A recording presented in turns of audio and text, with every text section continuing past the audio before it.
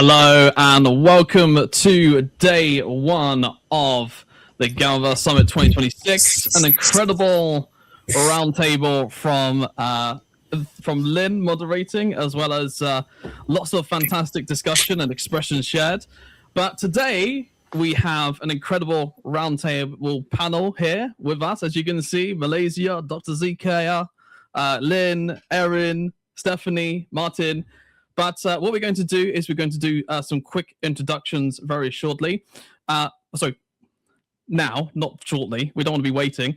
So what we're going to do, we're going to start with Dr. Zakia. Zakia? Yes, that's right.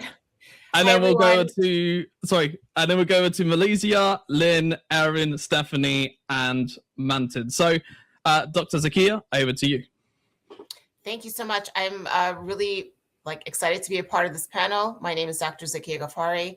I have PharmD. I've been working as a consultant in the pharmaceutical industry for over 20 years, and I've seen how AI has infiltrated everything, including big pharma. And so it's very refreshing to be able to speak about the emerging technologies with those who think differently than most tech companies, I would assume. Great to be here. That is correct, Dr. Zakia, and that's what we're going to be talking about on today in this roundtable. Human dignity, a guiding force for emerging technologies. And also welcome, Dr. Zakia, as well. Thank you. Malaysia, please introduce yourself for those people who don't know you. I know who you are, but who doesn't know you, Malaysia? Please introduce yourself.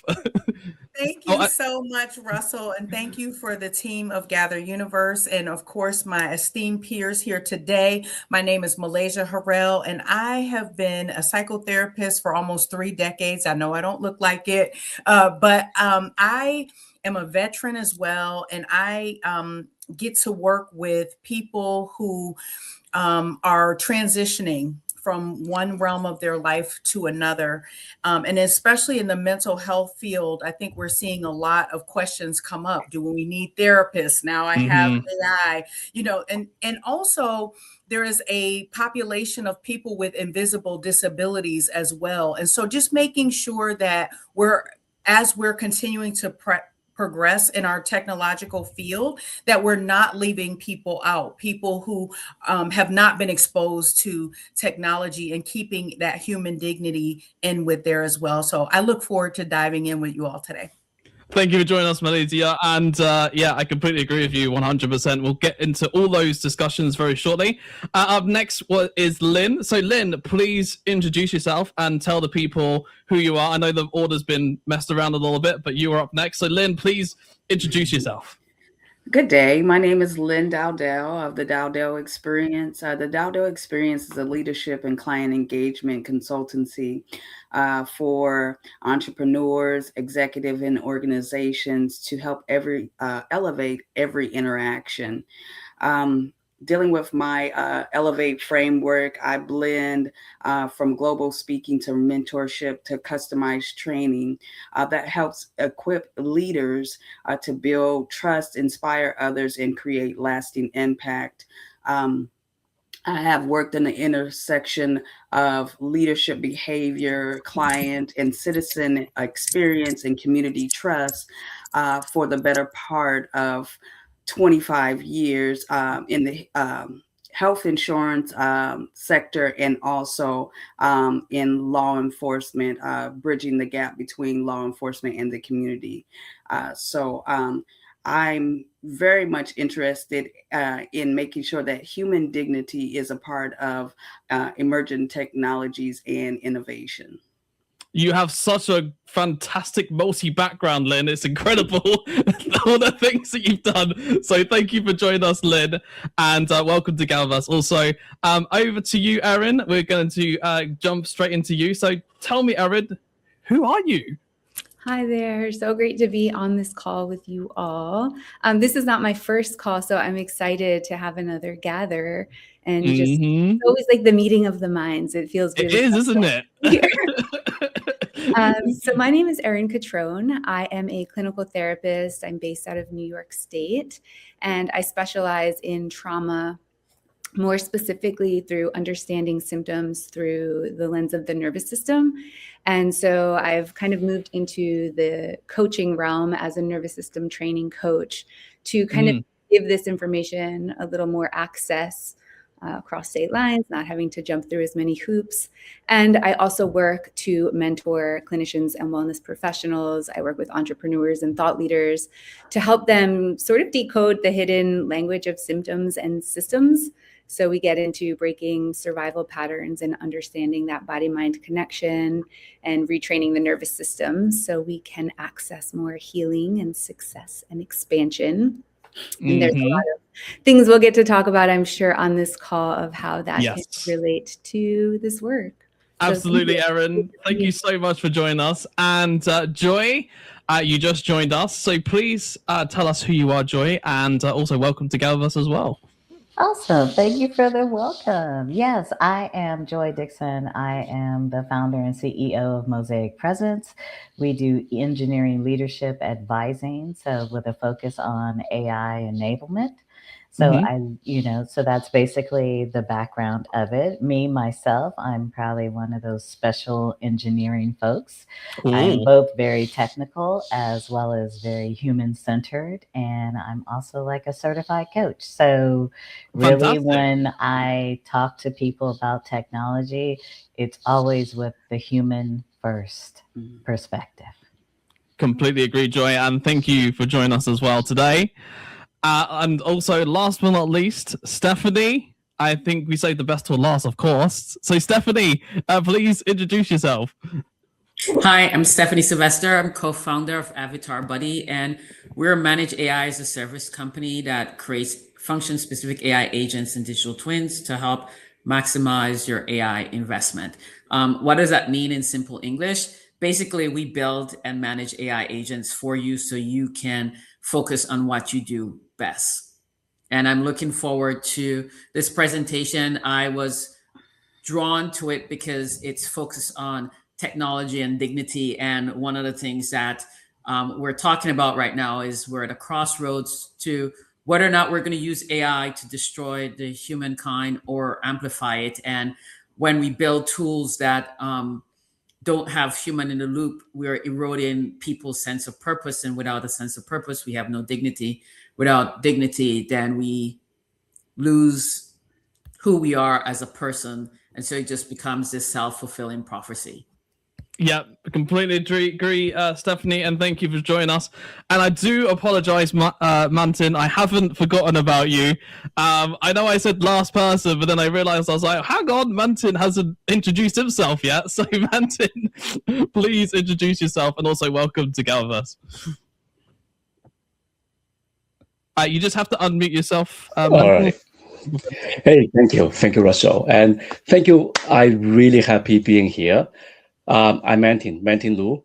I've been working in the gaming industry for decades, 2 decades, actually. So I know I can resonate with Malaysia.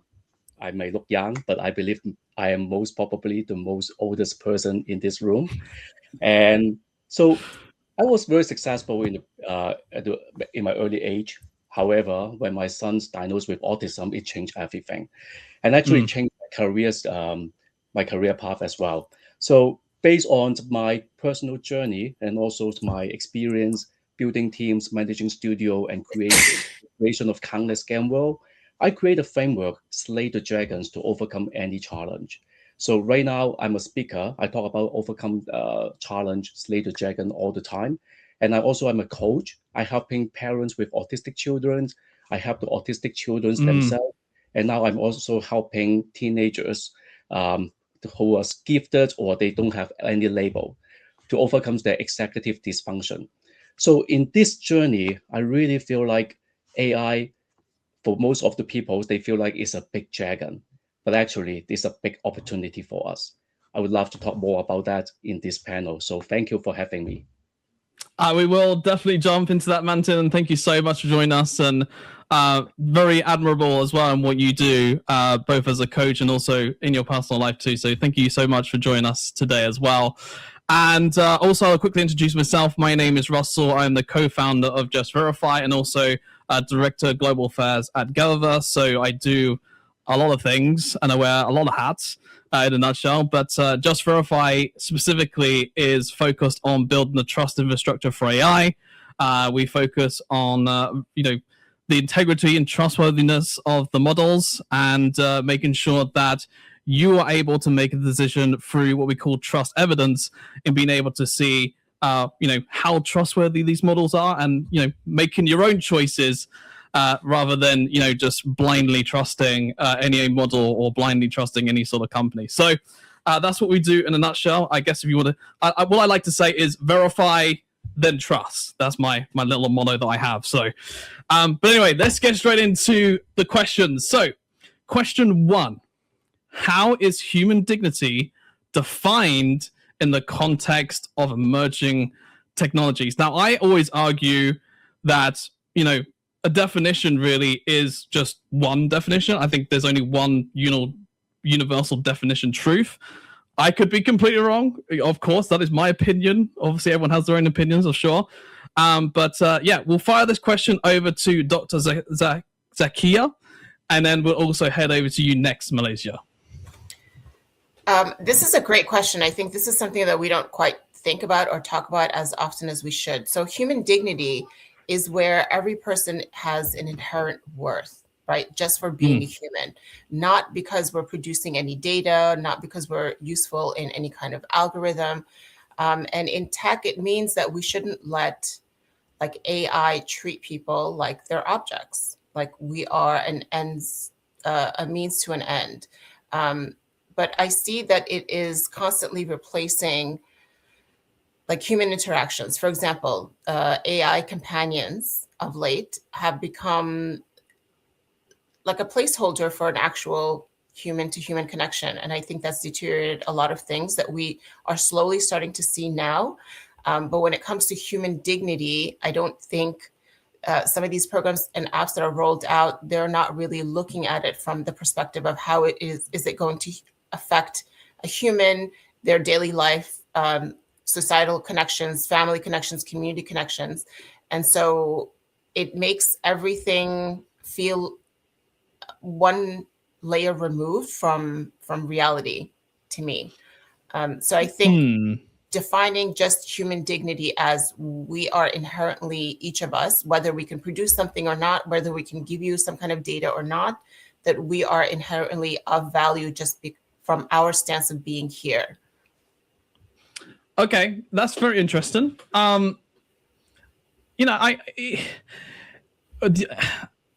Is dignity potentially, though? I'm just gonna kind of like fire back a little bit, Dr. Zakia. I just kind of want to dive into it a little bit more. When we talk about human dignity, is dignity like a standard? Is it a value? Like, what is it defined as? Like as in, like when we're talking about human dignity, like is it like our own dignity to the AI? Is it AI's dignity? I mean, does AI even have a dignity? That's another question. But what do you understand what I'm saying? Like, what is it? I would say I don't think when we are the creators of something like AI, robots, programs, algorithms, I think we inherently as humans have a universal human dignity or universal human rights, no matter where you live, where you're born. But when we are creating something like AI, that's not inherently something that exists on its own. That's something that we've created. So an AI or robots or companions cannot have, I don't think they should be under this same umbrella that we put ourselves under. No, that makes sense. Right? We have autonomy. We have unique thinking. We have our own perspectives, but AI has learned these things from watching us. So it's not like it's sentient and able to do that on its own. That is very true. And thank you for sharing, Dr. Zakia. Like I said, it was a very kind of follow-up question kind of thing. But I kind of went to sort of just dive into it a little bit more. And like I said, so thank you for sharing your opinion. And Malaysia, what I'm going to do is kind of like jump into the next question with yourself, which is, which aspects of technological developments challenge our understanding of dignity, right? We're trying to we're defining the definition of human dignity, right, when it comes to emerging technologies. But which aspects of technological developments challenge that, or challenge our understanding of dignity from your lens, Malaysia? This is such a great question, and I really love how Dr. Zakia answered the other question, because 100%. and the question that you posed, because I don't feel like we have all the answers yet. I think some of this is to be determined. So when you talked about the dignity of AI, or of technology, that is to be determined. And because technology is being developed by humans, I think we have to learn kind of how that is going to manifest itself. But to answer your current question, can you just repeat the question for me one time? But Sure. That was such a good question that I was ready for that one too. But okay. You're like, fire them all at me, Russell. Go for it. Yeah, that one. I mean, we're still working on that question. You know what I mean? Yes, I do. The question is, which aspects of technological developments challenge our understanding of dignity? Like what is the challenge behind that as we're developing the technology? Yeah, so great question. And I feel like when we're looking at technology is looking at data, right? And proficiency and speed, and how we're able to do things, that we haven't been able to even do before, and allow other people opportunities to do things that they were not able to do before. And so I think it is challenged when you look at the human dignity side of it, because technology is not human. It is not human. It doesn't have humanistic perspectives.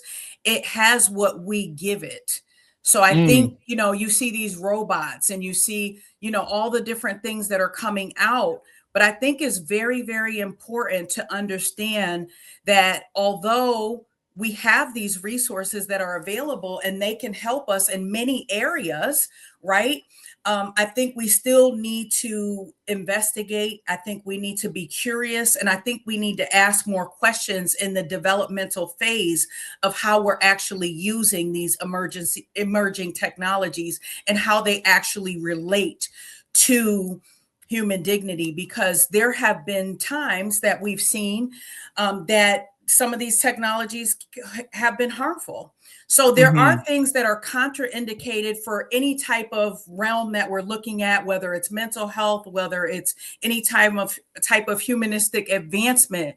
I think we have to be careful and look at what it can do, and be honest about what it cannot do, because sometimes we're just trying to sell people things, but we have to actually, as many of us are clinicians, we actually do assessments to determine which resources is going to be positively indicated for the people that we work with. So I think we still have some work to do there. No, I completely agree. And there's an interest in saying that, I've heard multiple times on GatherVerse, which is remain curious. Like, always be curious, always be asking questions, always be changing. And another thing that I hear quite often as well, and this is actually not on GatherVerse, but I hear in quite a few podcasts as well, is, the AI is just intelligence, right? It's not like human emotions or human I guess value, so to speak, right, at this moment in time. But it's all about advancing the intelligence and making our intelligence, even humans' intelligence superior, so to speak. So I hear that, those kind of two things kind of going on, and I think that kind of intertwines with what you're saying, Malaysia, which is, when we're talking about dignity and we're talking about all these different aspects that kind of go with that, and defining, these different aspects as we go along as well. The bottom line is, I think you have to remain curious in order to ask these questions so that you can still move forward. That's right. Thank you. Thank you so much, Malaysia. Mantin, let's go over to you now. And my question for you is, what frameworks make sure dignity is embedded into technology from conception? From your lens, Mantin, sorry. Wow. All right, thank you, Russell. Thank you for asking these questions. I love talking about framework all the time. So I use my own frameworks to look at everything right now. So my framework is Slay the Dragon, SLAY. Spot the dragon, level up your gears, assemble your team, and yearn for victory. So when looking at AI, that's how I look at it. Number one, spot the dragon. What is the difficulty, obstacle AI is giving us? That's what I'm thinking about. So AI is great, but it's creating a lot of fear. It's creating a lot of issues right now in the society because it's taking over jobs, all that kind of things. So the internal dragon for the people is the dragon of fear. And the dragon of fear, there's two things. Number one is what I said, you fear of losing a job. You fear that you're not competent enough when compared to AI. And the second one is what you guys just said, trust. A few years ago, when we see a photo with someone with a celebrity, we will think, wow, this person have something. But right now, when we see that, our first gut feeling is, oh, this fake. How can you have a picture with Taylor Swift? But we can do it very easily. You just type something and you get one photo. Exactly. So how can we bring back this trust is the number one questions. So when I look at level up your gears, AI is literally just a level up of a tool for us. So I want everyone can really use it as a tool to level up your business, your life, all that kind of things. Don't see it as an obstacle. Don't see it as a threat in your life. And number three, assemble your team. What I mean is, now it's very funny.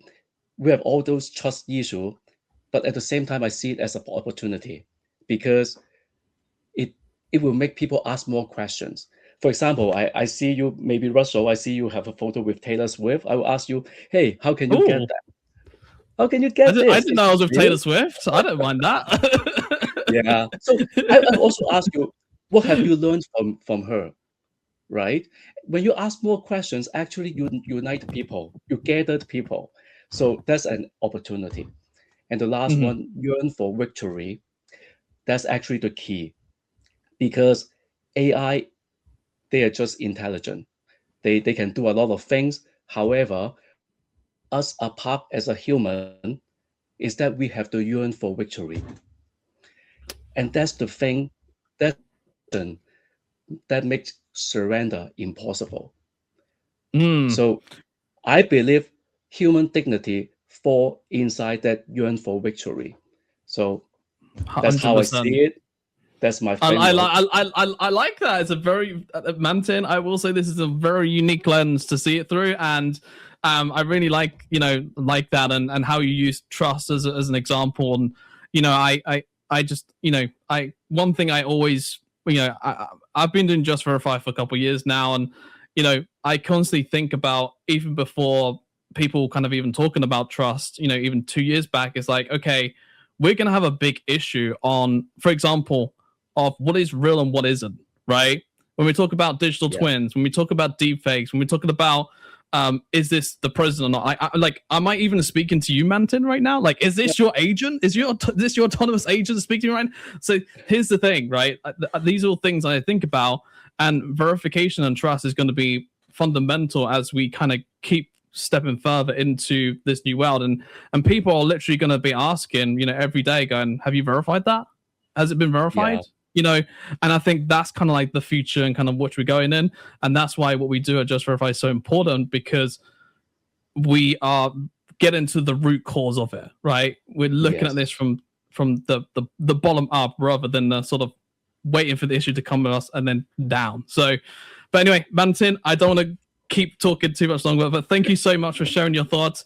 And Joy, we're going to go over to you. Stephanie, we're going to go to you, and then Lynn also, we're going to be coming over to you as well next. So my next question for you, Joy, and we're going to start with yourself, is which ethical blind spots persist despite existing guidelines or standards? Now, I talk about standards, benchmarks all the time. I think, AI needs to be held at a high level. They need to pass certain standards. We need to be watching their behavior and their performance and how they act and what they say and what they do, etc. Anyway, without diving down the rabbit hole, from your point of view, Joy, which ethical blind spots persist despite existing guidelines or standards for you, Joy? Humanity. When I saw this question, I really just thought about humanity. I think what's happening in the world today is folks have, totally Joy's opinion, an over-reliance on guidelines and standards to actually modify people's behavior. People have to actually want to modify their behavior in order for it to change. There is no guideline, there is no standard, there is no rule. So it's really up to each and every individual, right? To basically, once again, remember their agency, because it can change and it can be better and it can go in a different direction. But people have to remember that they do have agency to do that. And they have to hold themselves to the standard. Right? Like, if each and every single individual holds themselves to, like, hey, here's my standards of ethics, here's my standards of like dignity and how I respect all humans, then we will move forward. Right? So right now we do have blind spots, because it's almost similar to that, that phenomenon when somebody's like, oh, somebody else will take care of it. And so then it never gets taken care of. No, I think part of that agency as well is you as an individual being able to decide of what you want to trust, right? Rather than a company telling you you should be trusting this, right? It's, hey, I want to see for myself, based upon the evidence provided, which one I want to trust. Do I want to trust GPT or do I want to trust Gemini? I might not even want to trust both of them, right? But the point is, you're talking about autonomy. I completely agree with that. I think businesses should be doing the exact same thing too. I think also governments should be doing that as well, right? But the point is the bottom line is, the autonomy is, how do I decide to do that? And that's where it comes back to the evidence being able to do that. Yeah, there's the evidence, and there's also just the remembrance of agency. I completely agree. That is the part. I think sometimes, we get overwhelmed, we being humans, I'm including myself in that, and thinking that, like... Are you sure, Joy? Are you sure you're not hybrid right now? I might be a little bit of both, right? But like... Go, Joy! Exactly. I really think that, like, sometimes we just forget that we do have, like, the agency to make these changes, and we get overwhelmed by all that's happening. And really, it's so important. Like, that is... I love, like... Montaigne's like, slay, my word is agency, and just remembering that, because even in the verify piece and the curiosity that folks have spoken about, if you don't really believe, and even in that yearning for success, all of that comes from like that personal well of agency, knowing that I can actually do something different and I can make a difference. So in this case, the ethical blind spots, they persist, in the sense of like, folks sometimes abdicate their agency. Completely agree, Joy. Thank you so much for sharing that point of view and insight, because, we don't hear that very often at GatherVerse. So I'm glad that you said that. And I 110% agree with that really wholeheartedly. So thank you so much for sharing that. Stephanie, we're going to jump over to you now. And obviously, Lynn and Erin will be over to you very shortly. Don't worry, don't go anywhere. I don't want you to just run off or something, Anyway, my question to you, Stephanie, is how does inclusivity intersect with dignity in frontier platforms? And Stephanie, this is a very interesting question. Oh, I live this every day. So when I think about dignity, I just will define what I think about. When I think about dignity, I think about how are we treating every single user, every single stakeholder. Do we hold certain people in higher esteem than others? What are we asking people to give us in order to use these AI solutions? How are we configuring these AI solutions to amplify and make people feel better about themselves rather than break them down? And so when you think about that and you're building a solution, that should be the first question that you ask It should be the last question that you ask to ensure that what you built, what you're proposing to build, is actually going to build up human beings. So when I look around and I listen to what people are using AI to do, I listen to how people are deploying AI, it breaks my heart. It breaks my heart because I know what the energy is to build anything with AI. And for somebody to intentionally decide to build an AI solution that erodes people's dignity, women's dignity, is a window into who we are as a world. And even more so, I would say damning is the fact that we sit idly by and we do not have the uprising and the backlash that I think should be coming with when somebody intentionally designs a product using AI to strip away dignity. And so when I think about like how you should be building out a product, everybody should be at the table. And we consistently think that just because you don't have an internet connection, you can't possibly have an input. Just because you don't have a college degree doesn't mean that you cannot have an input. And so if we are going to be intentional about using AI for good, people that we dismiss are the first set of people that should be in the meetings. They should be the first set of people giving their opinions. And then we should, as the experts and the technologists, be figuring out how we can bring their dreams to life. Because when we work from that perspective, what we do is we build solutions that amplify people, uplift their dignity, and ensure that the AI won't go off the rails, won't be used for nefarious reasons. And so when I think about this question, as I sit here and I think about all the other things that I can do, I say, why am I sitting here? I'm sitting here because I'm appreciative that GatherVerse gave me a platform. And I'm appreciative of the other people on the panel talking about it. Dignity needs to be the first piece of anything that we're doing, not just with AI, with any piece of software, any piece of technology, any piece of societal re-engineering. Dignity should be the first thing that we think about.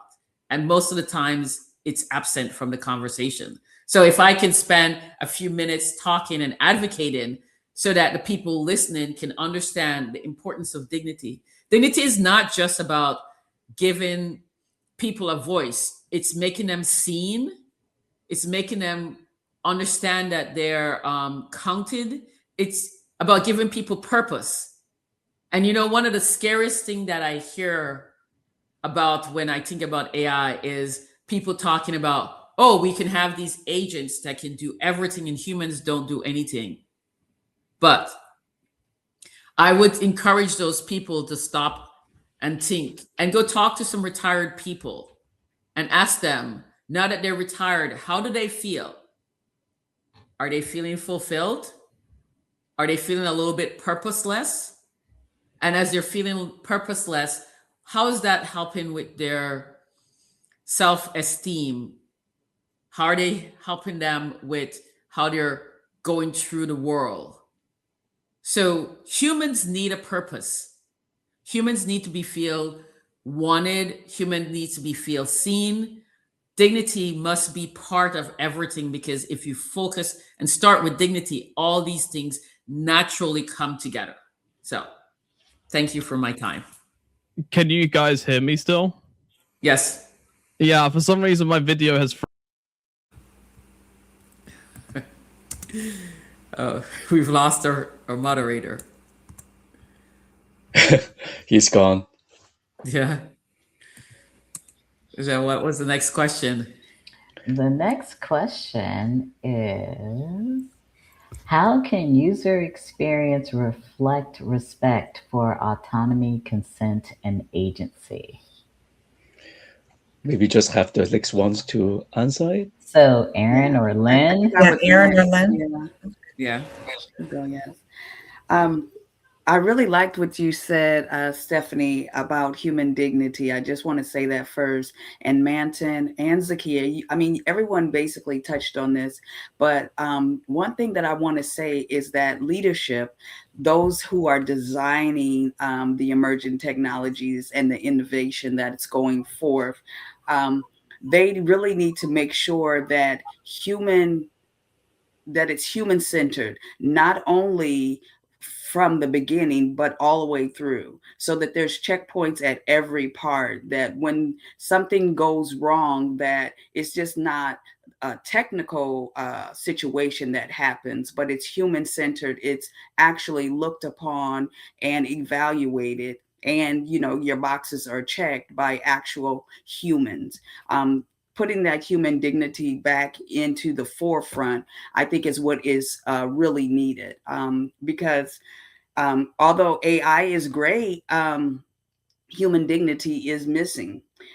So in reference to the question, I think that by stress testing the systems, human scenarios, inviting diverse perspectives, it will help more, because it'll help to scale without harm, I think. And when you come up with unintended consequences by those who design these technologies, if humans are there at the forefront, and we're not just saying, oh, we got a system in place for this, we got a system in place for that. Yes, it's fine to have that system, but make sure that the person who are actually experiencing this technology has a say in that.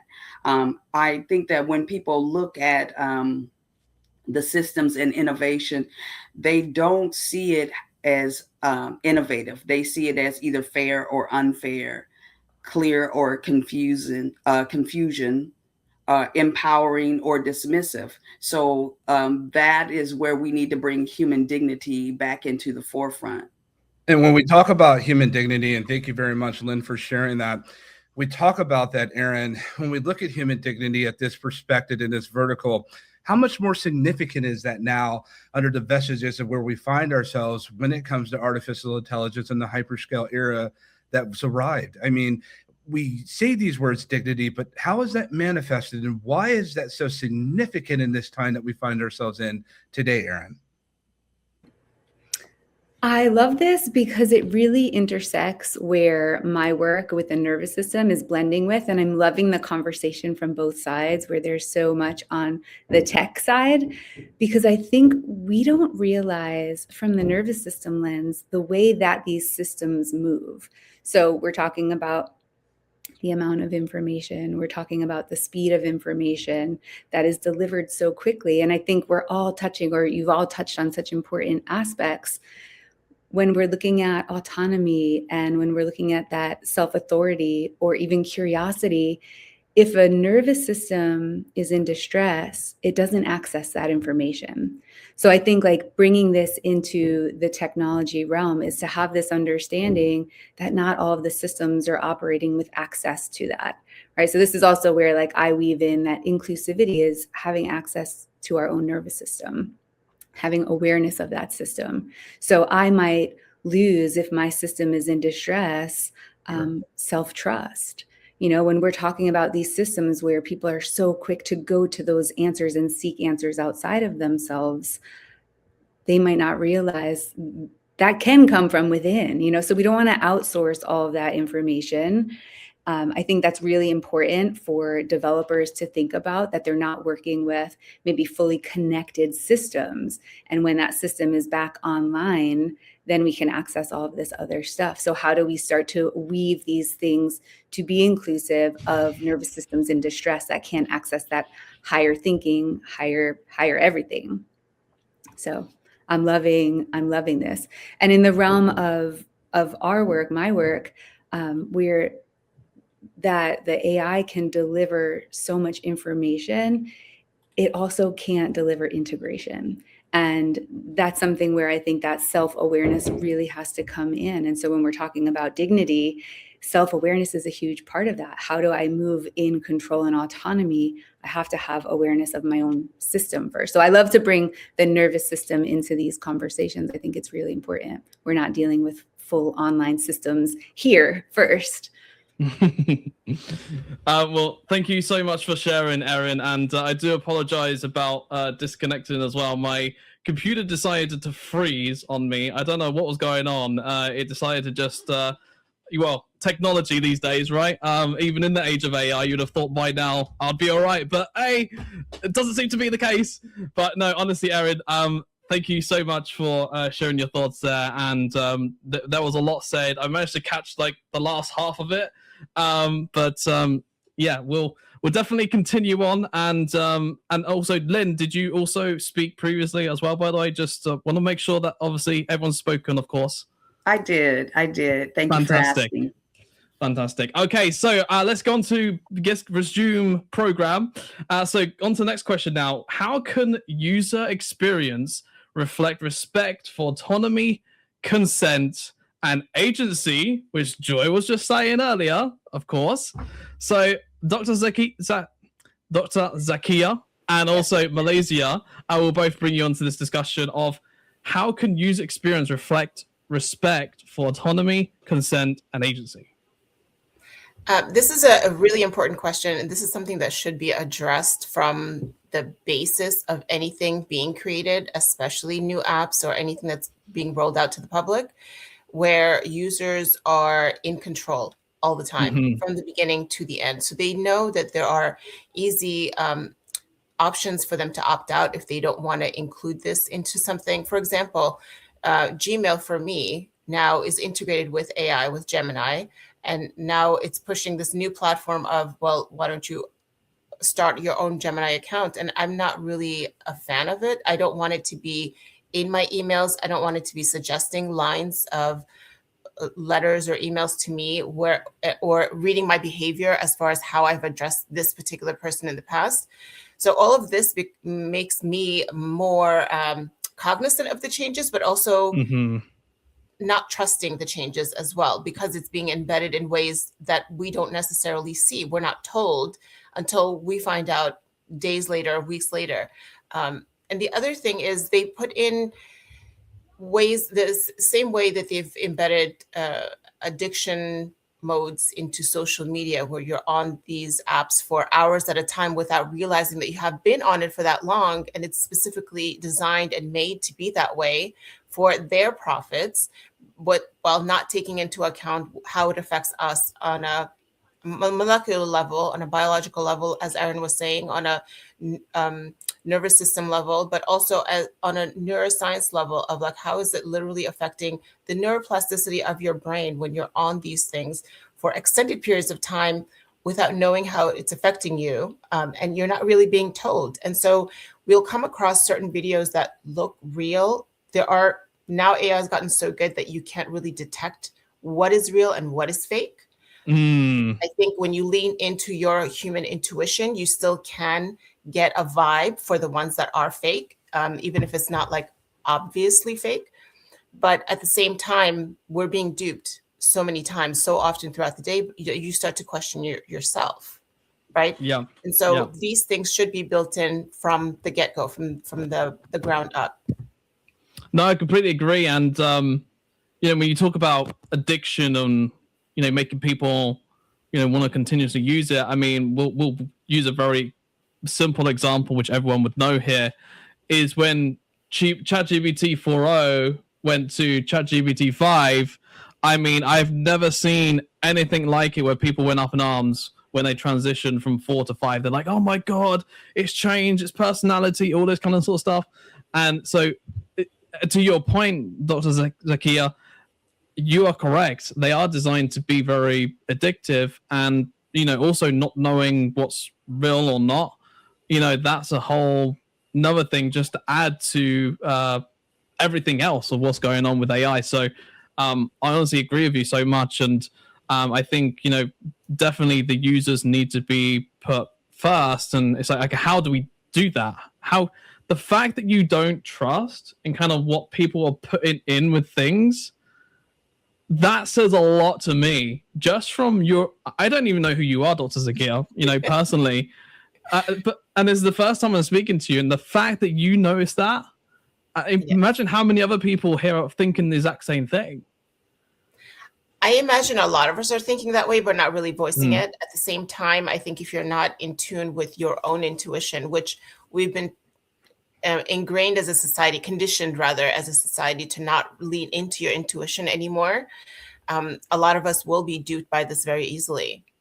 Very easily.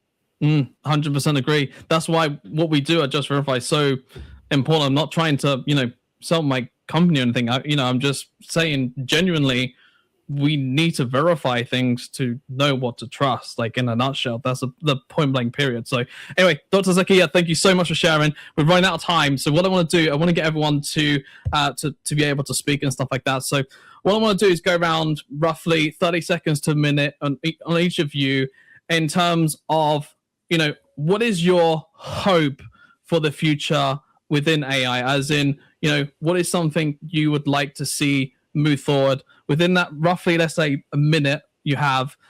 What is something that you'd like to see going forward? It could be dignity, like how Stephanie said, which I completely applaud you on, by the way, Stephanie.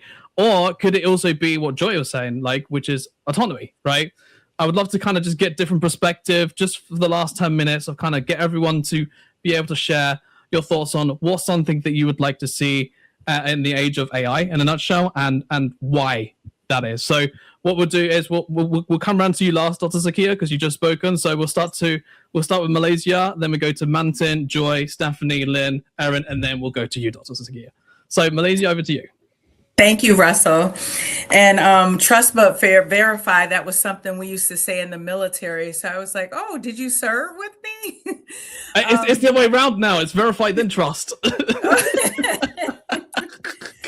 But no, I do agree. I do agree. Yeah, go on. Absolutely. And my word, along with Martin and Joy and everyone in their work, is alignment. Because that's what Dr. Zakia was really getting towards when she was talking about intuition.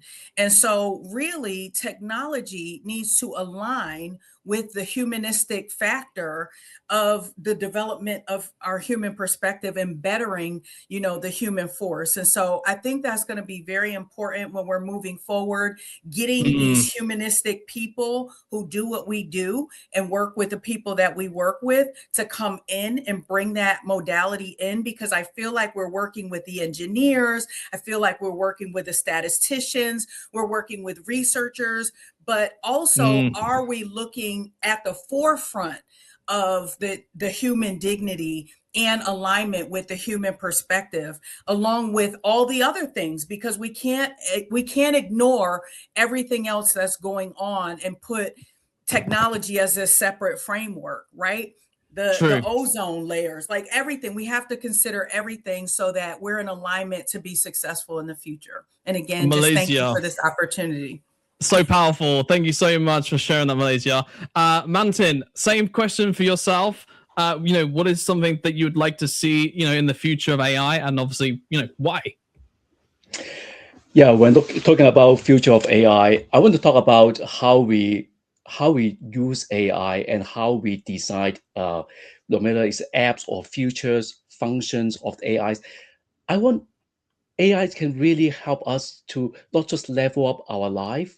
It's actually we can use it to level up the entire society. And what that means is I also hope that AIs can help us to get people together, get people to assemble our own team so that we can get trust back. And that's very important. And right now, trust is really is disappearing. Whatever we are 100%. seeing online right now, whatever is new posts, pictures, image, and even videos, most of them, they're fake. So this really make me concerning. What's the futures look like after this century? So at the end of the day, like I said, yearn for victory is the most important thing, because whatever we are doing for AI, what kind of apps we are working on, ultimately is to serve human. It's to serve 100%. our spirit. It's to serve us so that our human dignities can be conserved. So that's my yearning. I hope. I know a lot of people, they still fear using AI. Some people, they're against AI. But what I want to say is we have to embrace AI as a tool to level up the entire society, to level up the productivity, so that we as human, we can do something even bigger. We can look farther away. So that's my yearning. So thank you for having me. Thank you very much, Mantin, for joining us, and completely agree as well. So far we've had alignment. So far, I would say we've had a mixture of trust and human values there in that with yourself, Mantin. So Joy, over to you now. What is it that you want to see in the future of AI, and also why? And by the way, also Mantin, just to kind of go back to yourself, I like to say we're in a trust deficit right now. That's what what you're saying there is. I just kind of summarize it as trust deficit because that's what we're going into. But Joy, sorry to just switch over there. Back over to yourself. What is it that you want to see and why? Yeah. So first and foremost, I want to thank everybody here. I'm leaving with a lot of insights from each and every one of my fellow panelists, and you as well, Russell. Thank you much. I appreciate it. Right. So that part has been awesome.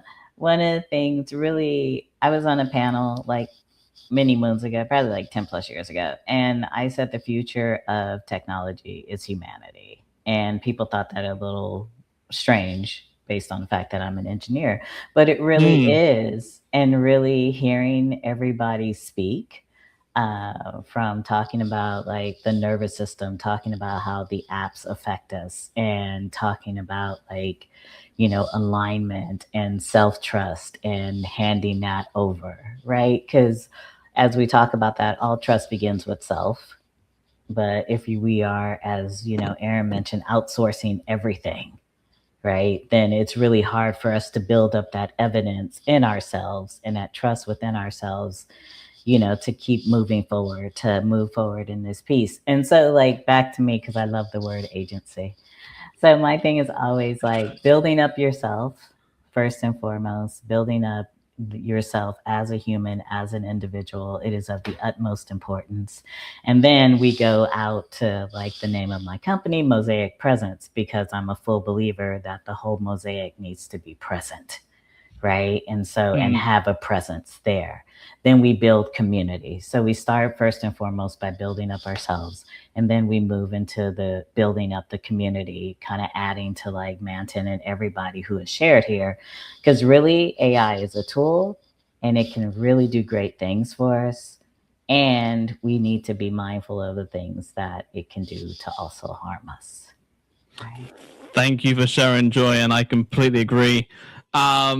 Stephanie, you said some amazing things last time round when we spoke to you, but what is something that you want to see, Stephanie, and why as well? Because obviously we run out of time, but I want to get your perspective.